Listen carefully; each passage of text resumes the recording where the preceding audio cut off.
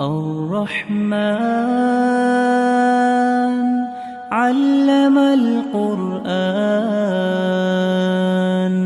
خلق الإنسان علمه البيان الشمس والقمر بحسبان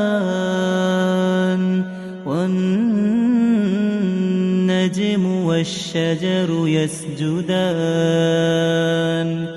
والسماء رفعها ووضع الميزان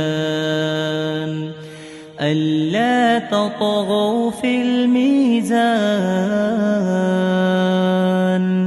وأقيموا الوزن بالقسط ولا تخسروا الميزان